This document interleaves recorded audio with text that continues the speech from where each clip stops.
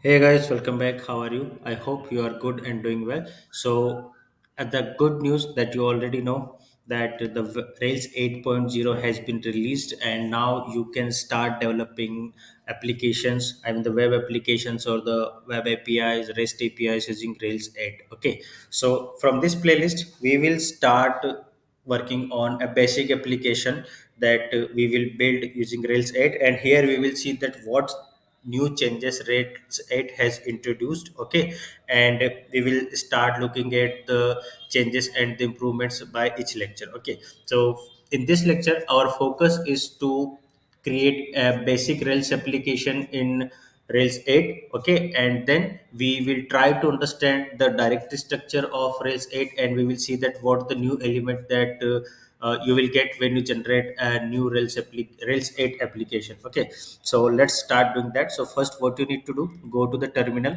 Okay, and in the terminal you just need to go to your preferred directory and then create a new Rails application like Rails new and your application name. Okay, so this command is same across all the versions, so you don't have to do anything extra to do that. And one more thing, that if you have already Rails 7 or any Rails version installed in your system, what you just need to do, that install the Rails gem using that. So Rails sorry gem install Rails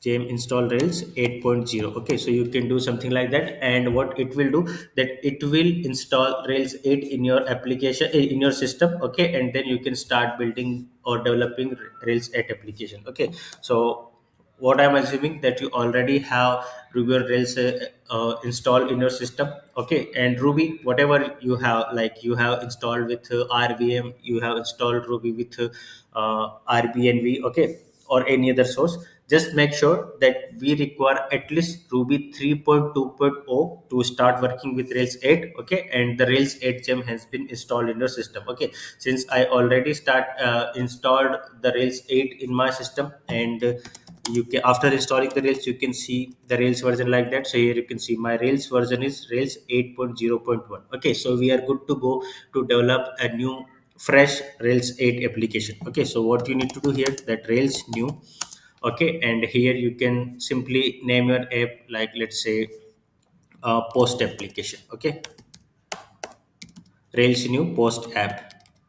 Okay, and when you do that, it will create a new Rails application for you. Okay, and here all the dependencies are depends on the Rails 8. Okay, now let's switch to the directory. So cd post app. Okay, and once you go to that directory, just to open it in some sublime text. Okay, and then here you can see that there are certain directories that introduced by Rails 8. Like here you can see that you will get .github. Okay, and here you will have some workflows.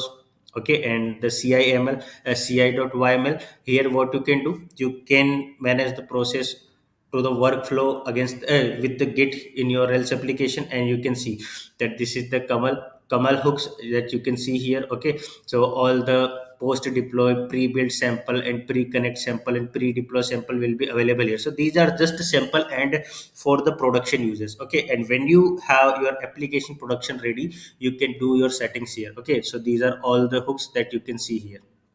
Okay, so you just need to do it for production mode, but right now we are doing just at the development level, and at the development level we are not going to use the Docker, so we will just see a plain development, just like we did in the Rails say till the Rails 7. Okay, and you can see that here you can manage your secrets as well. Okay, now let's look at the other directory, which is the app. Okay, and we already know that what the app directory is doing. So app is responsible for handling the assets, controller, helpers, jobs, and model mailers and views. And you can create your custom service classes or libraries in this app directory as well. Okay, so the basic uh, working of app will remain same. Okay, but now if you can see the asset.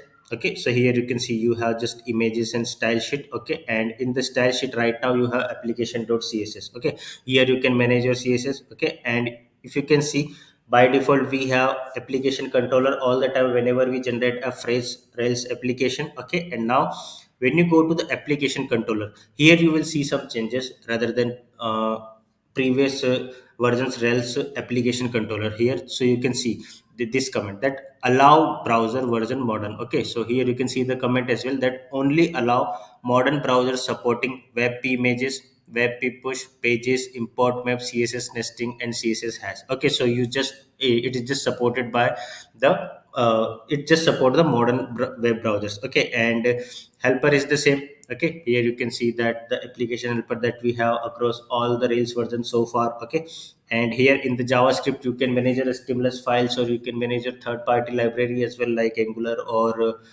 React plugins here. Okay, and the job is same. Here you have a default application job, and then you can create further job and inherit it using the application job. Okay, so it is same. And now if you go to the models, you will also have the same application record, and further whatever model you will generate, it will be inherited by the uh, it is inheriting the application record. Okay, and same for the views as well. Okay, now if you go to the config file, there are some changes. Okay, for example, here you can see that if you go to the here you will see the deploy.yml. Okay, so here name of your application used to uniquely configure containers. Okay, so this is you can configure for your Docker. Okay, if you are working with the Docker, you can configure this deploy.yml. Okay, but again I'm saying that this is mainly for the production uses, so and we are just doing it in the development mode, so we will not touch these files so right now. And I will show you that how to use these files when we see that how to uh, deploy a Rails application using Docker, and how it should works, or how we should prepare this for the production mode. So we will see that part in those lectures. Okay, and if you go to the cable.yml, so you can see that there is a new cable and new cache, that is solid cable and solid cache is introduced by Rails 8, and solid queue has been introduced by Rails 8 as well. So here you can see that in the queue example, this is how you can configure your job queues. Okay, and you can see that this is another new file which is added by the Rails 8.0, that is recurring yml. Okay, here you can just set your commands and the background jobs that you want to schedule here, just something like, let's say, cron job. Okay, so here you can, for example, here you can see that we made a class, mention a class name here, that is clean soft deleted records job. Okay, so for example, let's say this is an active job. Okay, and the queue is here, we can mention the queue name. Okay, and here we can pass the argument, and here we can mention the schedule time, let's say in every hour. Okay, and at every 5 a.m. every day. Okay, so this is the something that you can mention your recurring jobs here. Okay, and if you go to the routes.yml. Okay, so this is the structure of route.yml, routes.rb, that is similar across all the routes version we have in all the available versions so far for the up to Rails 7.x. Okay, but here you can see that this is the new route that we will get. Okay, here you can see, and we will talk about this up routing method or this Rails health check later when we come to this point. Okay, so this is the routing file generated by the Rails 8. Okay, and you can see that we have the same initializers and same environment, Rails environments like production, test, and development. Okay, and we also have the locals file. Here we can manage our locals. Default is en.yml. If you need locals for other languages as well, you can mention it here as well. Okay, and if you go to the DB, we still have the same libraries like seeds.rb, and when we create our first model, we will get migrations here and schema.rb as well. Okay, but there are three new files that you can see, that cable schema.rb, cache schema.rb, and queue schema.rb. Okay, so here you can see that it is defining the solid queue backend execution. I mean, this tables related to the solid queue. Okay, so this is the things that you can see, and we will come to this point once we start implementing background jobs or the active jobs using solid queue in Rails 8. Okay, so we will start exploring these things when we come to this point. Okay, and this is the cache schema. Okay, I mean for the solid cache, and this is the cable schema which is for the solid cable. So the three new things which is provided by Rails 8, which is solid queue, solid cable, and solid cache. Okay, and we have the seeds.rb as we have in all the Rails versions so far. Okay, and then you have lib file. Here you can manage your rate task, or you can manage your others library files that you can use across the application. Okay, and then the log file, public file, script file, storage files, these are for the active storage. Okay, and the test environment and so on. Okay, so this is the directory structure of a Rails 8 application, and you will get this when you generate a new and fresh Rails 8 application. Okay, so now our application has been generated. So what we need to do now, let's start the server. When you start the Rail server, okay, and go to the localhost 3000, you will get a page like that. So here you can see what the rake version it is using. So it is 3.1.8, Rails version is 8.0.1, and the Ruby version is 3.2.2. Okay, but 3.2.0 is the required minimum version to start with a Rails application and to run a Rails application in the browser. Okay, so that's all about a basic intro of a fresh new Rails application. So we came across the directory structure of a Rails application in this lecture using Rails 8.0. Okay, and now what we need to do, that in the next lecture we will start working with first improvement that is provided by Rails 8, which is the authentication. I mean the default authentication, because so far we were using device gem, okay, to authenticate the users in the Rails application. Okay, but now we're gonna use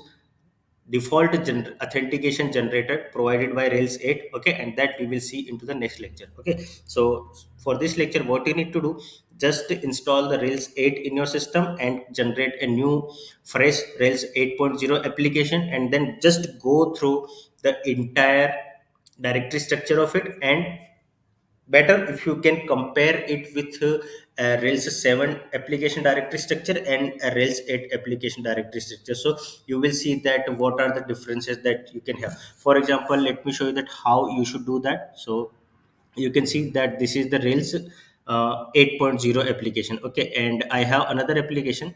Let's say this is my Rails 7 application, and here you can see.